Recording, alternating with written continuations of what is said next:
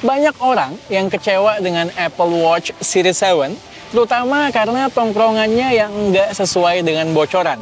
Nggak kotak, malah justru tetap mempertahankan bahasa desain dari generasi sebelumnya. Namun gue berpikir sebaliknya, dan gue nggak ragu memesannya pada hari pertama pre-order.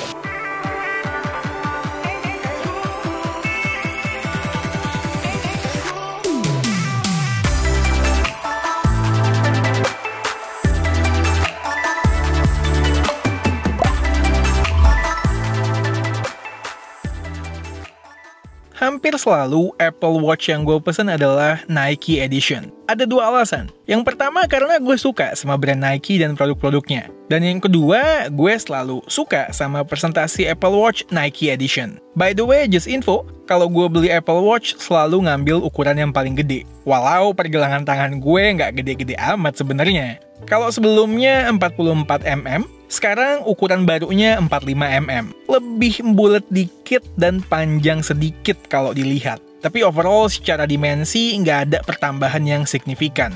Walau ukurannya berbeda, santai aja. Strap yang lama masih bakalan tetap bisa dipakai. Penting nih, nggak perlu banyak beli strap baru lagi. Selain size, pilihan warna case-nya pun berubah sekarang. Hero color-nya warna hijau. Nggak ada lagi warna hitam atau space gray untuk varian aluminium. Awalnya gue sempat kecewa dan terpaksa milih warna midnight, karena itulah warna yang paling kalem dan mendekati warna hitam. Gue pribadi, kalau jam itu prefer warna yang nyantai supaya enak di mix and match sama strap dan outfit model kayak apapun. Dan ternyata pas sampai bener saja, case-nya mendekati warna hitam dengan sentuhan warna biru tua yang sangat minimal. Strap yang gue pilih Nike Edition warna navy blue. Berbeda sama strap tahun lalu yang menurut gue nggak sesuai dengan gambar di webnya Apple, kali ini bahkan melebihi ekspektasi gue. Ini strap yang paling sering gue pakai sekarang. Suka banget sama warna navy blue-nya. Sporty sekaligus keren. Ada 3 improvement utama yang disematkan Apple di Apple Watch Series 7. Yang pertama terkait durabilitas. Lapisan kaca depannya sekarang 50% lebih tebal dan dudukannya diredesain juga. Jadi diklaim lebih tahan terhadap benturan. Lebih susah pecah lah intinya. Lalu ada penambahan sertifikasi Dust Resistant IPX6. Cocok nih untuk yang suka dengan kegiatan ekstrim debu-debuan. Tapi sebentar dulu kawan. Lebih strong bukan berarti lebih kebal terhadap goresan juga. Buktinya, di Apple Watch Series 7 gue, layarnya udah ada goresan. Entah dari mana asalnya, gue nggak tahu.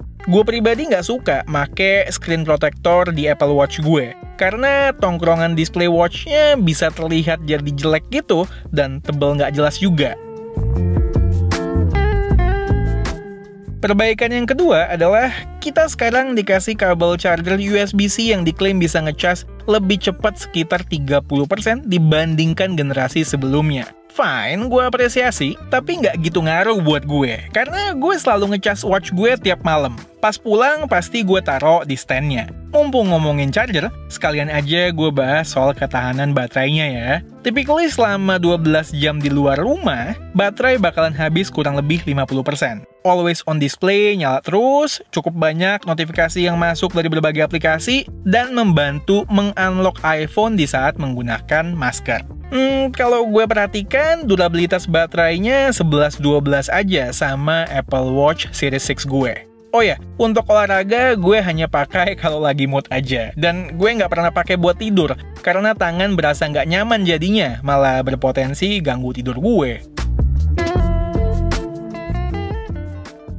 Perbaikan ketiga yang paling penting dan ngaruh buat gue adalah displaynya. Gue lebih mending dikasih display baru yang 20% lebih besar, bezelnya 40% lebih kecil, dan layar yang lebih cembung atau melengkung seperti sekarang, ketimbang body ngotak tapi layarnya sama aja kayak Series 6. In person, display ini terlihat lebih menyenangkan, imersif, dan mungkin futuristik. Eye candy lah bisa gue bilang. Apalagi kalau kita gunakan watch face khusus Series 7 yang namanya Contour dan Modular Duo. Bener-bener bisa nge-showcase lekukan indah kacanya dan luas layarnya. By the way, watch face Nike baru yang Bounce nggak eksklusif ya sifatnya. Bisa dipakai di Apple Watch Series 7 manapun, bahkan S6 sekalipun.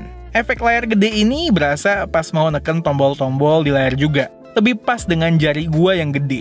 Jarang salah mencet jadinya. Buat ngebaca juga berasa lebih lega.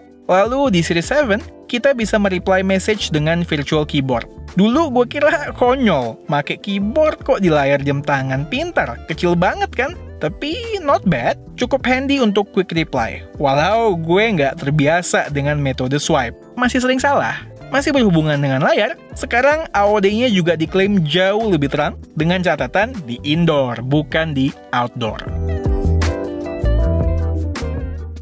Lalu, rest of the watch seperti apa? Masih sangat mirip dengan Apple Watch Series 6. Storage masih 32GB, basis prosesor masih sama, dan nggak ada penambahan sensor baru apapun. Gue sebenarnya berharap fitur ECG-nya bisa digunakan di region Indonesia sejak peluncurannya beberapa tahun lalu. Tapi sangat menyedihkan, sampai sekarang nggak ada kejelasannya.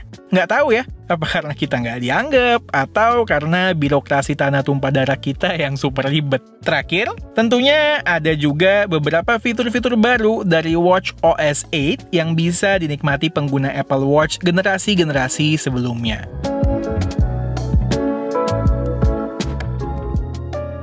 Coba deh ya kita bayangin ya, ketika iPad baru keluar, iPhone baru keluar, atau bahkan MacBook baru keluar, dengan layar yang lebih besar, bezel yang lebih tipis, kita super happy banget. Kita bilang itu sebuah peningkatan yang wah.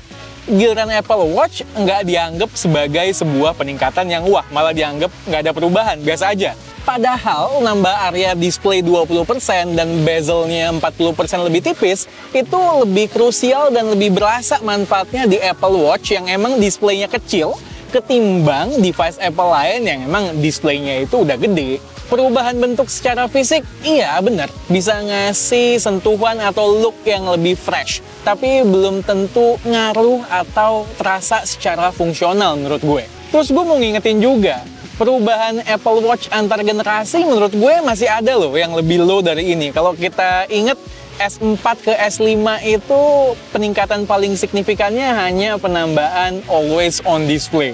Ayo. Pada intinya gue nggak bilang kalau kalian harus upgrade ke Apple Watch Series 7 sekarang juga terlepas Apple Watch apapun yang kalian pakai. Perlu dicatat, terkecuali kalian Apple fanboy atau tech enthusiast, palingan kalian bakalan upgrade Apple Watch itu mungkin 2 sampai dengan 3 tahun sekali paling cepat.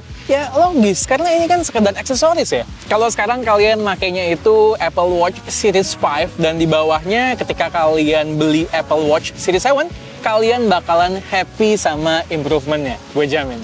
Oke, sekian aja video dari gue kali ini. Gue Satish and this is K2G. Tunggu racun-racun kami yang berikutnya. Bye guys!